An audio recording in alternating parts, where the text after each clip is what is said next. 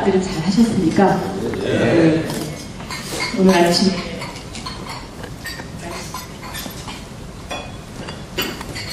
오늘 아침에 날씨가 고르지 못한 대로 이렇게 이른 아침에 함께 만나뵐 수 있어서 굉장히 영광으로 생각하고 있습니다. 어제 국회 상황이 참 암울했습니다. 저희 민주당이 어제 1시 반까지, 새벽 1시 반까지 의원총회를 하고 의원들이 본회의장에서 철야 연설을 했는데, 저는 오늘 아침에 강의가 있어서 이 강의 핑계로 잠깐 집에 다녀왔습니다. 제가 좀 더 단정한 모습으로 와야 하는데, 혹시 그렇지 못하다고 느끼는 분 계시면 좀 양해를 해주시면 감사하겠습니다.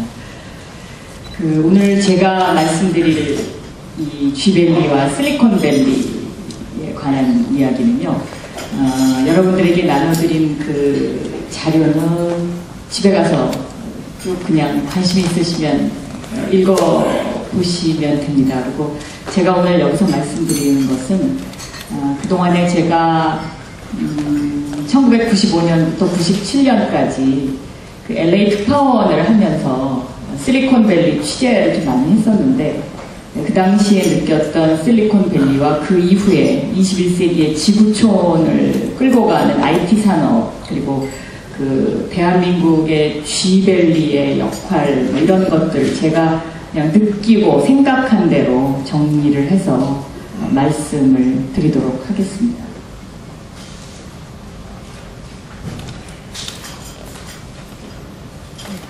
첫 번째, 결론부터 말씀드리면요, 제가 이 지역구 국회의원이라서 이런 말씀을 드리는 것도 아니고, 또 이 자리에 계신 분들이 G밸리에서 회사를 운영하고 계시기 때문에 이런 말씀을 드리는 것도 아니고, 저는 이 G밸리에 대한민국이 있다고 생각합니다. 그리고 G밸리가 서울의 심장이라고 생각하고 대한민국의 심장이라고 생각해 오고 있습니다. 제가 얼마 전에 서울시장 후보에 나갔었습니다. 사실 나가려고 해서 나간 건 아니지만 사람이 살다 보면 어쩔 수 없이 피할 수 없는 상황이 있다는 것을 이 자리에 계신 분들은 경험이 많으시니까 이해하실 수도 있으시라고 생각합니다. 그래서 나가게 됐는데, 물론 제가 서울시장을 목표로 해서 정치를 한 것도 아니고, 또 서울시장이라는 어떤 선거에 대해서 준비한 것은 아니지만, 제가 그 당시에 냈던 공약들은 95년도에 LA 특파원을 하면서 그때부터 오늘날까지 제 머릿속에 LA라는 도시와 그다음에 실리콘밸리, 그리고 IT 산업, 또 서울, 이런 어떤 거점을 거쳐서 제 머릿속에 정리된 것들을 내놓은 공약이었습니다. 근데 그 공약 중에 이제 젊은 서울이라고 해서 젊은이 창업펀드 1조 원이라는 것을 제가 공약으로 걸었었는데요.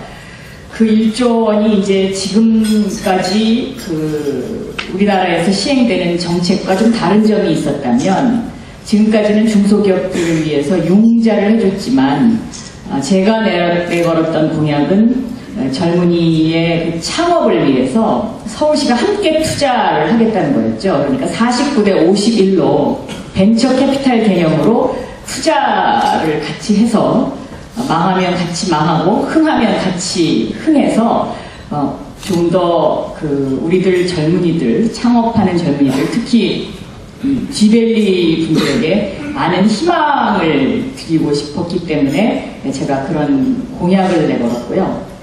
또 두 번째는 제가 서울시장 후보가 되기 전부터 생각했던 일이긴 합니다만은, 이 G밸리를 실리콘밸리처럼 만들어보고 싶은 저의 개인적인 욕심이 있었습니다. 그러니까 이 실리콘밸리가 그냥 단순하게 어느 날 갑자기 나타난 것은 물론 아닙니다. 이 실리콘밸리의 역사도 5, 60년 정도 됩니다.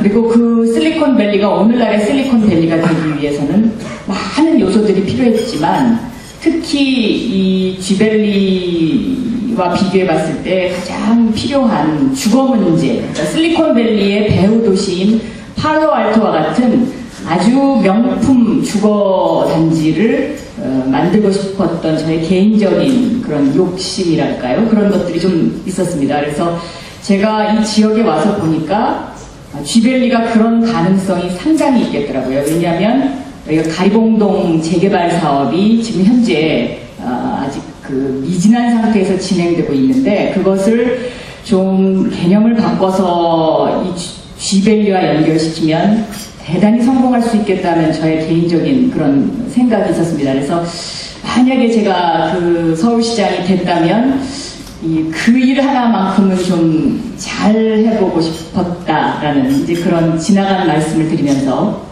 이 쥐밸리에 대한민국이 있다라는 결론의 주제를 먼저 말씀을 드립니다. 왜 쥐밸리에 대한민국이 있는가? 저는 미국이라는 나라가 우리나라보다 민주주의의 민도에서는 한 50년 정도 앞서가고 산업적인 측면에서는 아무래도 우리나라보다는 그 지적 수준이 10년 정도는 앞서간다고 생각합니다. 그런데 미국의 그 시대의 아이콘들이 있습니다. 그러니까 예를 들면 미국도 미국의 대통령을 쭉 나열을 해보면요. 1950년, 60년대 이전까지는 주로 귀족의 가문에서 대통령이 나왔습니다. 그러니까 미국 사회도 귀족과 일반 서민 또 노예 계급에서 계급 사회였었는데 이것이 이제 케네디 대통령 이후로 이제 그 이후로 보면 서민에서 대통령이 계속 나옵니다. 그러니까 예를 들면 주로 이제 다 민주당 출신 의원들인데요. 빌 클린턴 대통령도 미국 워싱턴 사회에서 보면 정말 촌놈 출신의 정치인이죠. 또 지미 카터 대통령도 마찬가지입니다. 제가 좀 거꾸로 역산해서 올라가긴 합니다만은 그 지미 카터 대통령도 마찬가지고 또 미국의 영화 산업이 세계를 주름잡았던 그 시절에 조금 뒤에는 영화배우 출신의 레이건 대통령이 대통령이 됐습니다. 그런데 이런 어떤 그 대통령이 하나의 시대의 아이콘이라고 말하고 또 그 시대를 상징하는 인물이라고 봤을 때 최근 미국의 시대의 아이콘은 바로 실리콘밸리의 IT 기업을 이끄는 사람들입니다. 지금 여기에 나열했던 스티브 잡스, 마크 주커버그, 빌 게이츠 이런 사람들이 미국의 시대의 아이콘이고 미국의 젊은이들이 가장 닮고 싶어하는 사람 중에 하나입니다. 그 젊은이들이 가장 닮고 싶어하는 사람 이것이 바로 이제 그 시대의 아이콘이라고 할 수 있는데요. 저는 이러한 현상이 대한민국에도 왔다고 생각합니다. 다음 페이지를. 이 미국의 시대의 아이콘의 가장 큰 특징은요. 자수성가를 했다는 것입니다. 자기가 스스로 기업을 읽었다는 거죠. 이 자수성가라는 것이 왜 중요하냐, 21세기에. 지금 우리나라 젊은이들 보면, 우리나라 젊은이들이 대학교 나와도 일자리가 없습니다. 아버지로부터 무언가를 물려받은 아이들은 그냥 인생을 잘 삽니다. 그런데 아버지로부터 뭔가를 물려받지 못한 아이들은 지금 거리를 헤매고 있습니다. 이 아이들의 마음속에는 나도 뭔가를 해보고 싶다. 나도 뭔가가 돼보고 싶다. 라는 강렬한 그 바람들이 마음속에 내재되어 있습니다. 그러나 그 아이들이 그것이 구름 잡는 것 같은 마음속에는 그렇겠지만 그런 현상을 보여주는 사람이 나타나면 바로 그 사람한테 열광하게 됩니다. 저는 안철수 현상이 바로 그런 현상이라고 저는 분석합니다. 그러니까 20대, 30대 젊은이들이 안철수에게 왜 빠지느냐. 그 아이들이 좋아하는 IT 산업의 선두주자입니다. 그리고 안철수라는 사람은 자수성가했습니다. 스스로 기업을 읽었습니다. 또 하나 여기에 하나 더 첨가를 한다면 뭔가 사회에 공헌했습니다. 그러니까 함께 잘 살아보자는 그런 세 가지 요소가 안철수라는 사람에게 있습니다. 그렇기 때문에 우리 젊은 아이들이 그 사람을 보면 나도 저 사람처럼 되고 싶다. 그러니까 워너비 현상, I wanna be. 뭔가 저 사람처럼 되고 싶다라는 그런 것을 스스로 저는 느낀다고 생각합니다. 그렇기 때문에 저는 이 쥐벨리에 그분이 누구신지는 모르지만 언젠가는 우리 쥐벨리에서 대한민국을 이끌어 나갈 리더가 저는 반드시 나올 것이라고 생각합니다. 물론 그냥 되는 것은 아니겠죠.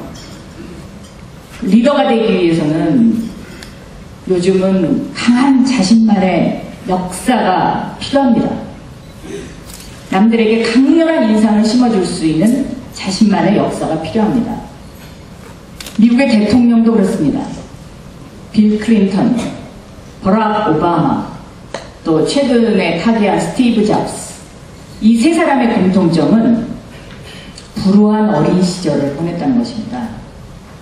편모스라에서 자랐거나 아니면 아예 아버지를 보지 못했거나 양자로 입양됐거나, 그러나 이 사람들은 그 어린 시절의 불우한 자신의 환경, 그 마음속의 분노를 어떠한 자신만이 가지고 있는 자신의 관심으로 승화시켜가지고 그것을 자식의 성공의 비결로 만들었습니다. 그런 사람들이 이제 시대의 아이콘이 다시 돼가고 있습니다. 과거 우리나라도 보면 1960, 70년대에 시골에서 상경에서 논밭 팔아가지고 부모님들은 논밭 팔아서 우리들을 가르치셨고 그 논밭 파는 돈으로 공부해가지고 자수성가를 이룬 그 세대가 지금 50대 세대라고 보여집니다. 그래서 그런 사람들의 어떤 뭔가가 나는 서울로 가서 뭔가를 이루어야겠다는 그런 열정이 대한민국을 또 만들었습니다. 그거하고 조금 유형은 다릅니다만은 지금 우리 사회에 퍼져 있는 그러한 현상들은 나도 뭔가를 하고 싶다 하는 그런 시대의 모델을 찾고 있습니다. 근데 그 시대의 모델이 저는 바로 쥐벨리에서 나올 수 있다고 생각합니다. 왜냐? 이 쥐벨리가 우리 젊은이들이 굉장히 관심 가져하는 모든 산업이 다 집적되어 있습니다. 실리콘밸리하고 매우 유사합니다. 그리고 이 쥐벨리에 모이는 사람들의 대부분은 아버지로부터 뭔가를 물려받은 사람들은 쥐벨리에 그렇게 많지 않습니다. 다 자기가 자수성가한 분들입니다. 그리고 자기가 연구해서 그 연구한 것을 가지고 어떻게 해서든지 살아보려고 발버둥 치는 분들을 저는 쥐벨리에서 정말 많이 만났습니다. 그래서 저는 쥐벨리에 대한민국이 있고 이 쥐벨리에서 역사를 쓰시면서 하루하루를 살아가는 이 자리에 모이신 모든 분들이 언젠가는 우리 대한민국의 위대한 리더가 될 수 있을 것이라고 확신하고 있습니다.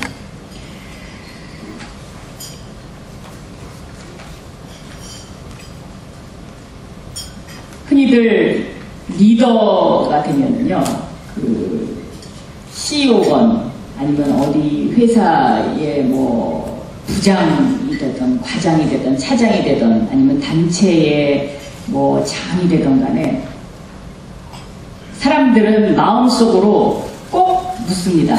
당신은 누구냐? 당신은 어떻게 살아왔냐? 뭘 했냐? 직접 질문하진 않지만 눈으로, 마음으로 그 나를 이끌어주는 내 팀장, 우리 사장님 항상 물어봅니다. 그래서 그 사장님의 하루가, 그 다음에 그 사장님의 지금까지 살아온 역사가 밑에 직원들을 감동시키고 그 감동이 곧 리더십으로 이어집니다. 그래서 너는 누구냐? 자신만의 역사를 매일매일 만들어서 이 역사가 켜켜이 쌓여서 그것이 어느 정도 하나의 형체를 형성할 때 저는 그 사람이 시대의 아이콘이 된다고 확신하고 있습니다. 예를 들어보겠습니다.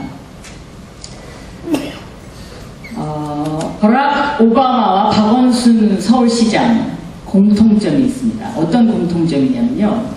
둘 다 변호사 시험에 합격했습니다. 그런데 합격한 그 순간 변호사를 때려치고 버락 오바마는 빈민운동가로, 그리고 박원순 시장은 시민운동가로 평생을 살았습니다. 그 버락 오바마가 빈민운동가를 위해서 바쳤던 그 시간들, 약 10여 년의 그 시간이 쌓여서 오늘날의 미국의 대통령이 됐고 세계의 대통령이 됐습니다. 박원순 시장도 이러고 저러고 얘기하는 사람도 많이 있습니다만은 어쨌든 저분도 변호사라는 그 돈 많이 벌 수 있는 그 잡을 자기가 버리고 시민운동가로 변신을 해가지고 사회에 뭔가 공헌을 하려고 노력을 했습니다. 물론 방법은 뭐 다를 수 있습니다. 그런 공통점이 있습니다. 그 점 때문에 저는 박원순 시장이 서울시장이 됐다고 생각합니다. 이명박 대통령도 마찬가지입니다.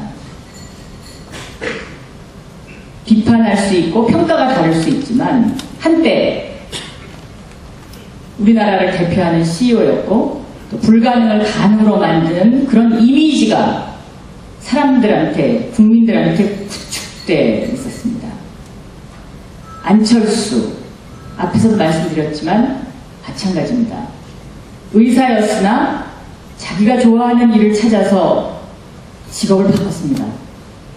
저는 그 자기가 좋아하는 일을 찾아서 직업을 바꿨다는 그 사실 하나만이라도 요즘 젊은 아이들이 좋아할 수 있는 요소입니다.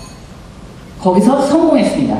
성공했는데 그 성공한 것을 자기가 혼자만 가는 것이 아니라 주식을 직원들에게 나눠줬습니다.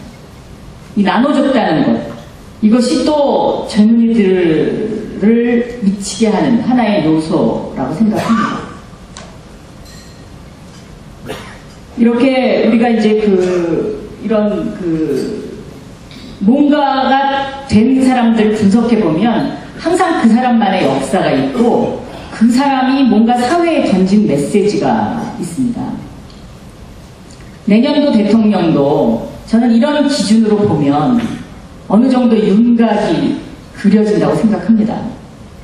윤곽이 그려지는데 단지 이제 요즘 와서 한 가지 더 생각해 봐야 될 일은 과거에는 기존의 미디어만 생각하면 됐습니다. 그러나 이제는 또 다른 하나의 시장이 생긴 겁니다. SNS라는 또 하나의 시장이 생긴 거죠. 그래서 지금 우리 사회는 SNS라는 시장과 기존의 미디어 시장 두 가지가 서로 충돌하고 있습니다. 이번 서울시장 선거의 분석표를 보면 20대에서 40대, 흔히 이제 지금 2040이라고 이야기하는데 이 2040 세대가 박원순 시장한테 몰표를 줬습니다. 그리고 50 넘어가는 세대가 한나라당 후보에게 치우쳤습니다. 저는 이 현상도 SNS 세대와 기존 미디어 시장의 싸움이라고 생각합니다. SNS는 그냥 뭐 트위터, 페이스북 이렇게 해가지고 단순한 그냥 소통 수단이라고 저도 처음에는 그렇게 느꼈습니다. 그런데 이게 그게 아니고 스마트폰 2000만 시대가 되면서 이 SNS 시장이 2천만에게 노출되는 겁니다. 내가 뭐라고 한마디를 하면 2천만이라는 사람이 거기에 독자가 있는 겁니다. 기존의 미디어, 텔레비전, 신문, 기존의 미디어는 그대로 존재합니다. 이것도 아직까지 막강한 영향력을 가지고 있습니다. 두 가지가 충돌하는 것이죠. 그런데 2040 세대는 주로 SNS만 봅니다, 요새. 그러니까 2040이 주로 보는 SNS에 들어가면 한미 FTA를 찬성하면 여기는 완전히 역적입니다. 그 세계로 들어가면 거긴 완전히 역적입니다. 그런데 기존의 50대 이상이 즐겨보는 기존 미디어 시장으로 들어가면 한미 FTA를 반대하면 이건 완전히 역적입니다. 지금 우리 대한민국이 그런 제너레이션 갭이 있다고 저는 생각합니다. 그러면 이 두 가지 시장을 어떻게 조화롭게 가져갈 것이냐. 저는 이것이 이제 앞으로 우리가 해결해야 할, 리더로서 해결해야 할 중요한 요소 중에 하나고요. 내년도 대통령 선거도 예를 들면 2040이 주로 보는 SNS 시장에서의 선두주자와 50대 이상이 주로 보는 기존 미디어에서의 선두주자, 이 두 사람이 서로 다를 겁니다. 그러면 이 다른 두 사람이 서로 싸워서 어느 쪽이 조금이라도 더 표를 많이 얻느냐, 저는 이것이 내년도의 대통령을 결정한다고 저는 그렇게 생각하고 있습니다. 제가 여기 플랫폼이라고 이렇게 써놨는데요. 여기 지벨리의 분들은 이 말이 무슨 말인지 다 이해를 쉽게 하실 거라고 생각합니다. 고대 시대부터 지금까지 망하지 않는, 결코 망하지 않는 업종이 있습니다. 바로 술집, 주점입니다. 대부분의 사람들이 술집 가서 술을 마시면 비싸다는 거 다 압니다. 그 값이면 집에서 5배, 10배 술을 마실 수 있습니다. 그러나 집에서 술을 안 마시고 다 주점, 술집을 찾아갑니다. 왜 그랬을까요? 거기 가면 재밌습니다. 거기 가면 더 많은 사람과 얘기할 수 있습니다. 거기 가면 정보가 소통됩니다. 이러한 것들 때문에 끊임없이 술집을 찾습니다. 술집이 뭐 대한민국에 미치는 악영향도 많지만 그런 면에서는 또 긍정적인 면도 있습니다. 술집은 변하지 않는 하나의 업종입니다. 이거를 지금의 SNS 시대와 비교해서 본다면, 예를 들어서 네이버라든가 다음이라든가 하는 포털 사이트, 이것이 지금까지 우리나라의 주점과 같은, 인터넷 사이트에서의 주점과 같은 역할을 했다고 봅니다. 모든 정보를 한 곳에 모아가지고요, 그 플랫폼에서 볼 수 있게 했던 거죠. 이렇게 변한 겁니다. 제가 다니던 MBC의 연 매출이 제가 다닐 때 한 5천억 정도였습니다. 그런데 지금 아마 한 8천억 정도밖에 되지 않습니다. 그러나 네이버의 매출은 삽시간에 1조를 넘어섰습니다. 이게 변합니다.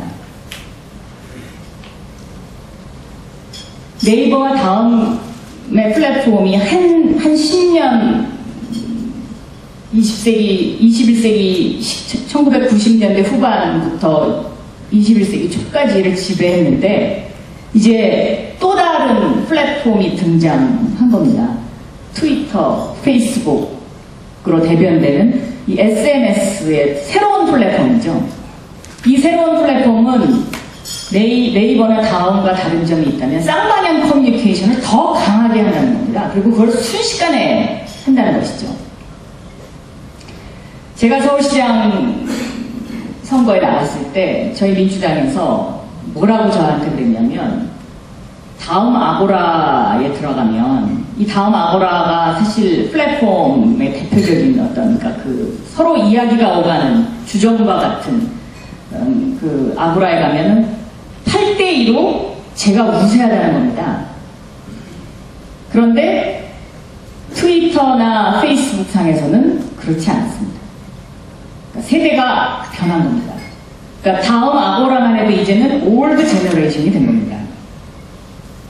이렇게 지금 세상이 변해가고 있습니다. 저는 이거는 굉장히 주목할 만한 것인데요. 흔히들 이 플랫폼의 경제학, 플랫폼의 문화라고 딱 띄어서 생각해 봤을 때는 경제의 패턴도 변해가고 있다고 이야기합니다.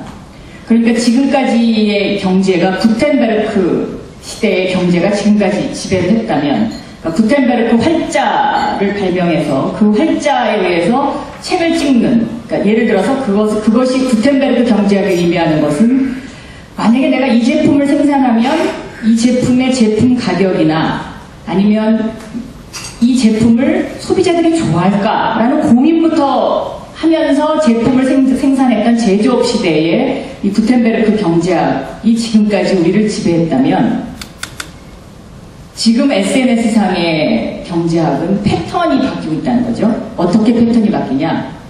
이 페이스북이나 트위터에 들어가면 정말 좋은 아이디어들, 좋은 명언들, 좋은 제안들이 많이 있습니다. 술집에서처럼 사람들은 그냥 아무런 대가를 바라지 않고 자기의 이야기를 막 트위터나 페이스북에서 막 합니다. 그런 어떤 좋은 아이디어들, 대가를 바라지 않는 아이디어들을 통합하고 조종하는 능력을 가진 자, 이런 사람이 SNS 마케팅의 주자가 될 것이다 라고 분석하고 있습니다. 그러니까 예를 들면요, 카풀 산업이 있다 라고 했을 때 과거에 카풀 그러면 자동차를 같이 타고 어디론가 아침에 출근을 하는데 자동차부터 먼저 살 생각을 했습니다. 그래서 초기 자본 투자가 많이 들어갑니다. 자동차를 사야 되니까요. 그러나 이 SNS 마케팅 시대의 이 경제는 자동차를 사는 게 중요한 게 아니라 누가 어디에서 어느 지점으로 가는데 그 지점으로 같이 동행하는 사람들끼리 서로 성격이 맞느냐, 나는 왠지 저 사람하고 같이 타고 가면 불편하다, 그러면 그 카풀은 곧 망합니다. 그래서 그 카풀을 하면 안 됩니다. 그러니까 그 사람과 저 사람을 같은 차에 태웠을 때 아무 문제가 없느냐, 이런 어떤 통합과 조정 능력을 가진 회사, 그러니까 이 사람과 이 사람을 엮어주는 거죠. 그리고 자동차를 제공할 사람을 찾으면 됩니다. 찾아서 아무 자본 투자 없이 서로와 서로를 연결시켜줘가지고 커다란 회사를 만들 수 있다는 거죠. 그렇게 해서 성공한 것이 주커버크입니다. 잘 아시겠지만 페이스북이 바로 그런 것이죠. 그러니까 이 경제의 패턴 자체가 뭔가를 내가 생산하고 만들고 이것도 참 중요하지만 그거보다는 떠돌아다니는 정보를 게더링해가지고 그것을 통합하고 조종하는 능력과 아이디어와 그런 머리를 갖고 있는 사람, 그 사람이 앞으로 이 시대를 이끌어가는 또 하나의 새로운 그 패턴을 만들면서 또 아이콘으로 등장할 것이다라는 것이 SNS 시대의 새로운 그 경제 패턴이라고들 그렇게 이야기를 합니다. 저는 우리 쥐벨리가 그런 면에서 보면 여러 가지로 굉장히 많은 요소들을 가지고 있습니다. 첫째, 좁은 지역에 12,000개의 기업들이 밀집해 있습니다. 이것처럼 좋은 재료가 없습니다. 이런 그 12,000개의 재료를 서로 어떻게 연계시켜서 어떻게 커뮤니케이션 하느냐, 저는 그것이 앞으로 쥐벨리 성공의 관건이라고 생각합니다. 그러면 과연 실리콘밸리는 어떻게 해서 발전하게 됐는지 간단하게 설명을 드리겠습니다. 제가 실리콘밸리를 처음에 가게 된 것은요, 95년도였는데요. 그 이종문 회장이라고 아시는 분 계실 겁니다. 그 닌텐도 게임의 그 게임 산업에서 돈을 많이 버신 분이죠. 다이아몬드사를 만드셔가지고. 그리고 그 다이아몬드사로 돈을 버신 다음에는 벤처 캐피탈에 투자해서 지금은 사실상 미국의 정계를 움직인다고 해도 과언이 아닙니다. 왜냐하면 그 하원 의장, 미국의 여자 하원 의장이 바로 그 이종문 회장이 살고 있는 샌프란시스코 지역구 출신이고, 또 그 여자 하원 의장을 가장 많이 후원하는 사람이 바로 이종문 회장입니다. 그리고 빌 클린턴 대통령도 이종문 회장의 어마어마한 후원을 받아서 대통령에 당선됐습니다. 이 이종문 회장이 한 일 중에 그 우리 대한민국 국민으로서 가장 고마워해야 될 일은 위안부 문제였습니다. 이 위안부 문제가 미국 의회에서 결의안이 통과가 됐죠. 이 결의안이 그냥 통과된 게 아닙니다. 이 이종문 회장이 그 여자 미국 하원 의장에게 주문한 겁니다. 내가 당신을 그동안 이렇게 많이 후원했는데 이거 하나 이거 하나 청 들어달라. 그래가지고 그 이종문 회장이 그 후일담을 저에게 얘기를 해주시는데 그 낸시 펠로우 하원 의장이 그렇게 얘기하더랍니다. 그냥 올리면 미국 의원들이 위안부 문제에 대해서 뭘 얼마나 많이 알겠습니까? 이거는 그렇게 쉽진 않습니다. 그러나 제가 해보겠습니다. 해보니까 저한테 맡겨주십시오. 그래서 지켜받았다고 합니다. 그랬더니 그 안건을 통과시키면서 처음에는 의원들이 많이 모여있다가 우리도 보면 뭐 이런저런 일들로 의원들이 본회의장에서 빠져나가지 않습니까?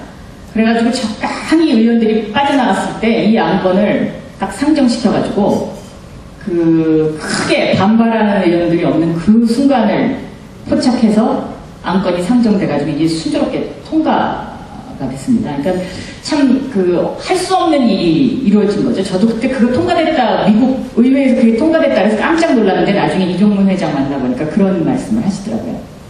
근데 이 이종문 회장이 제가 LA 특파원 할 때 샌프란시스코의 그 금문교 공원에 어마어마한 헌금을 해서 이종문 기념관이 만들어졌습니다. 그래서 제가 그거를 취재하기 위해서 그 이종문 회장을 만나러 갔는데 이종문 회장이 그 당시에 저를 이제 이 실리콘밸리를 보고 가지 않으면 앞으로 미국 특파원 생활을 하는데 별로 의미가 없을 거다. 그래갖고 이제 그 실리콘밸리를 보여줬어요. 그러면서 그 팔로알토라는 도시도 함께 보여줬습니다. 스탠퍼드 대학하고 팔로알토와 실리콘밸리가 이렇게 삼각벨트처럼 연결돼 있지 않습니까?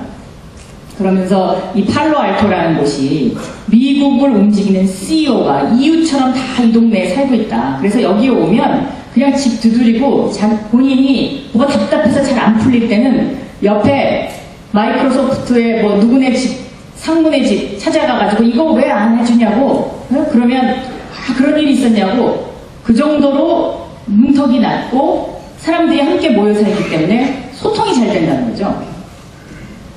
그래서 이제 제가 그 실리콘밸리를 처음 취재를 하게 됐고요. 그때 1990년도만 해도 지금하고는 모습이 참 많이 달랐습니다. 그때는 그렇게 그 페이스북이나 뭐 트위터가 있었던 것도 아니고 또 애플사가 저렇게 성공했던 시절도 아니고 그랬습니다만은 어쨌든 저한테 굉장히 그 실리콘밸리라는 곳이 강렬한 인상을 남겼고 그 이종문 회장이 그 당시에 농담 삼아서 그 기자는 40대까지만 하고 그 이후에는 계속 기자를 하면 그 돈도 못 벌고 그 다음에 더 역할이 없으니까 여기 와가지고 내가 주식 줄 테니까 이 IT 산업 여기에 좀 해보라고 막 농담 삼아서 그랬는데 한때 제가 굉장히 후회했었습니다. 그때 그 말 듣고 거기 가서 그 일을 했으면 나도 좀 남들처럼 돈 많이 벌 수 있지 않았을까 하는 그런 이제 생각도 했었는데 아무튼 그렇게 해서 제가 실리콘밸리라는 곳을 처음 가게 됐습니다.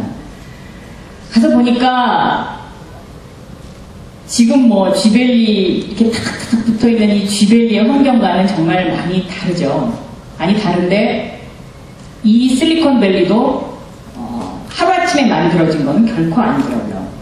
그러니까 1960년대, 70년대에 미국의 실리콘밸리와 대적할 수 있는 보스턴의 루트 128이라는 곳이 동부는 보스턴의 루트 128 그리고 서부는 실리콘밸리 이렇게 같이 발전하고 있었습니다. 그런데 이 결과적으로 보스턴의 루트 128은 관료사회, 그러니까 관료들의 그 상식이 지배하기 시작하면서 허물어지기 시작했고 이 실리콘밸리는 유연한 문화, 그러니까 그저 이웃을 찾아가서 뭐든지 얘기할 수 있고 그다음에 관료들의 어떤 그 기존의 프레임이 없었다는 그런 강한 장점을 가지고 실리콘밸리가 성공할 수 있었습니다. 물론 이 뒤에는 미소 간의 군사 전쟁이 종결되면서 그 군사 전쟁이 종결되는 그 혜택도 물론 봤으리라고 생각이 됩니다. 그 다음에 이제 이 실리콘밸리는 실패를 용인한다는 것. 그 벤처 캐피탈 회사들이 실패했지만 우리나라는 한 번 실패하면 영원히 나고자로 찍혀서 대출도 안 되고 모든 것이 막히지만 거기는 실패를 했더라도 그 사람이 갖고 있는 아이디어가 뭔가 다시 살아날 수 있을 것이라고 생각하면 그 사람을 믿고 다시 투자를 해준다는 것이죠.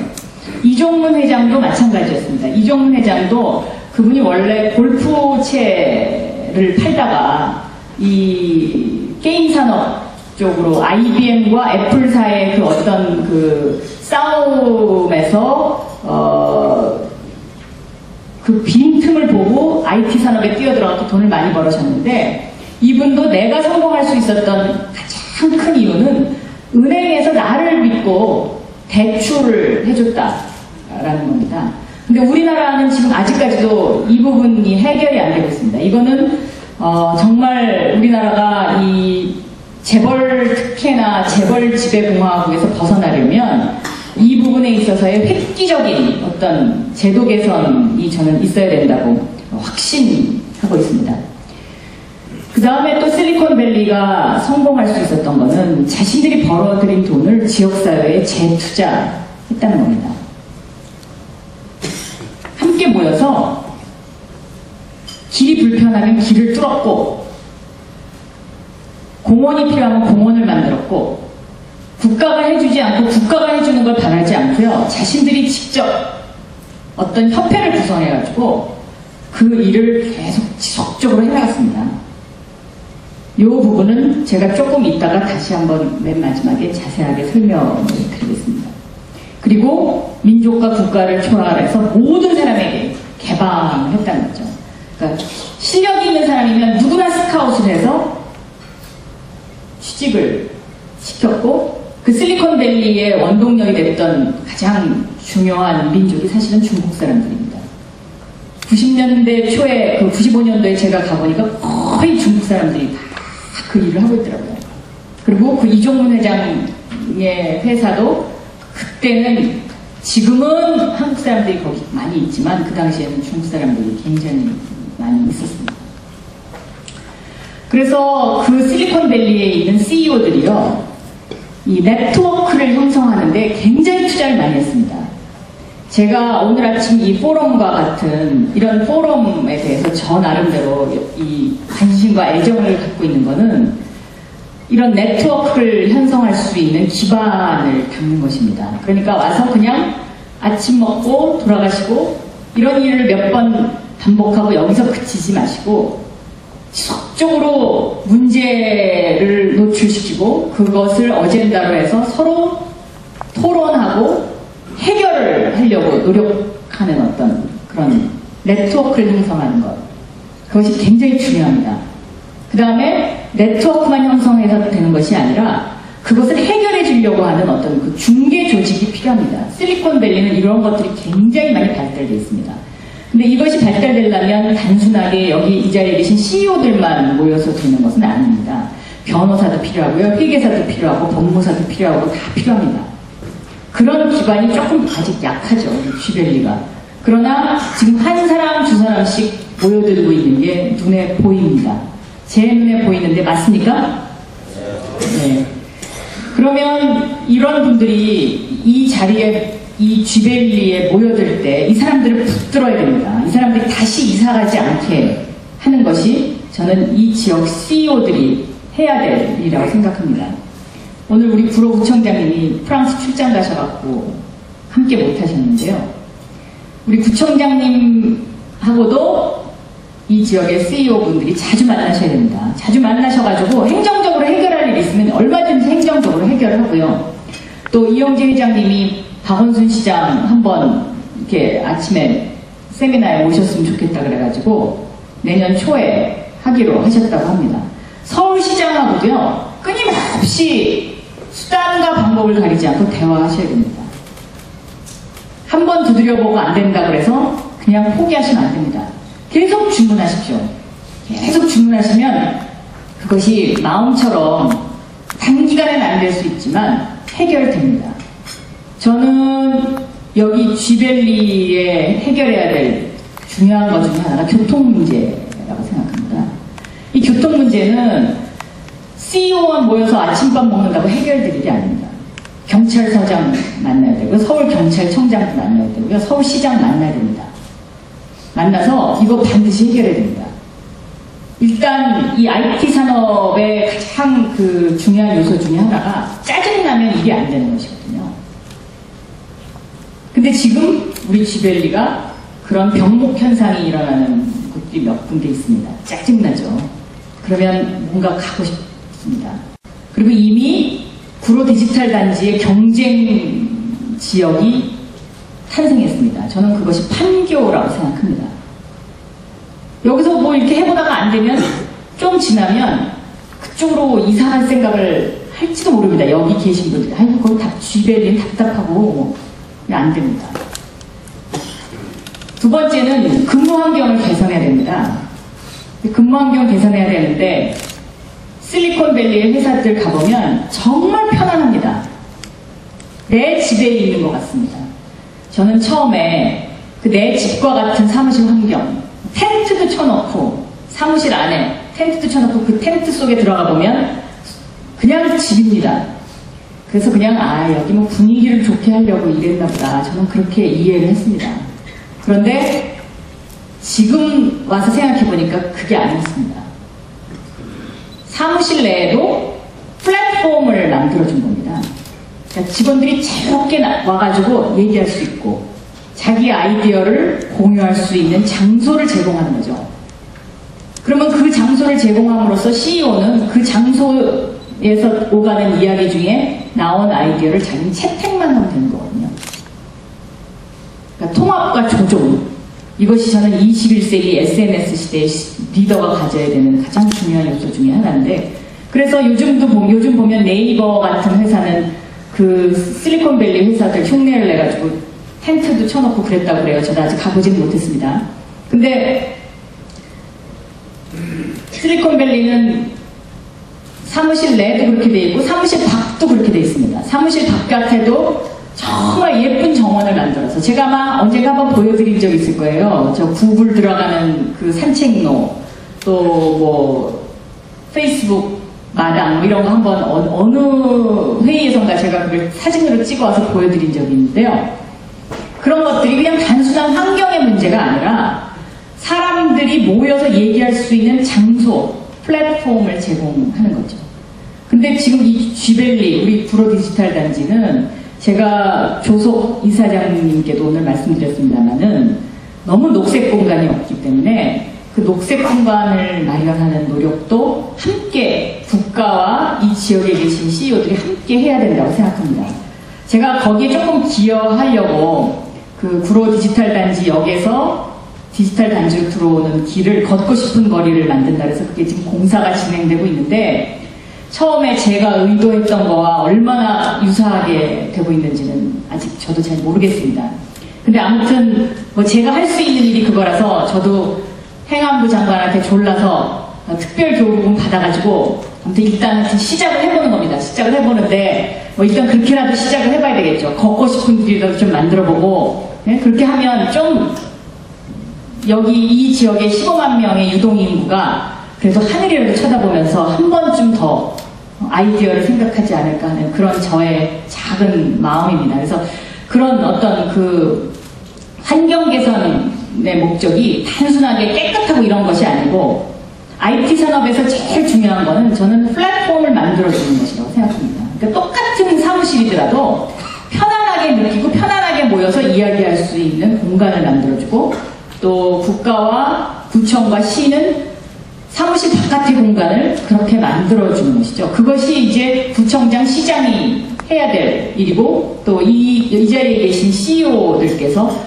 함께 노력해주면 그것이 더 빨리 될 것입니다.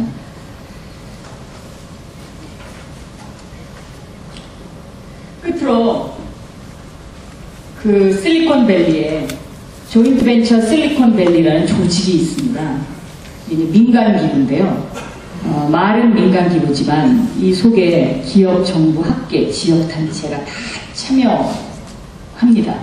그래서 거기에 각 위원회가 구성이 돼 있어가지고요. 오늘 나눠드린 그 책자 뒷면에 보면 여기에 대한 자세한 그 내용이 적혀 있는데요. 문제점을 다 해결합니다. 거기서 위원회가 구성이 돼가지고 예를 들어서 구로 디지털 단지 병목 현상을 올해는 해결하는 게 가장 우선순위다. 그러면 그 위원회가 구성돼가지고 시청도 찾아다니고 합니다. 다 해서 그걸 해야 됩니다. 저는 그게 해야지 구로 디지털 단지에 더 큰 미래가 있다고 생각합니다. 그래서 여기 저는 이런 제안을 드리고 싶습니다. 이용재 회장님 정말 훌륭하게 잘 하시고 그 전에 또 김재호 회장님께서 참 많이 잘 이끌어 주시고 그랬는데요. 우리 구로 디지털 단지에 계신 이런 CEO 분들이 선두주자가 돼서 우리도 이런 조인트 벤처 클럽 같은 것을 만들었으면 좋겠습니다. 그리고 이것이 앞으로 구로 디지털 단지를 이끌어가는 그런 하나의 커다란 기구가 돼서 모든 문제를 여기서 해결하고 또 만나고 토론하고 그런 것이 됐으면 좋겠고요.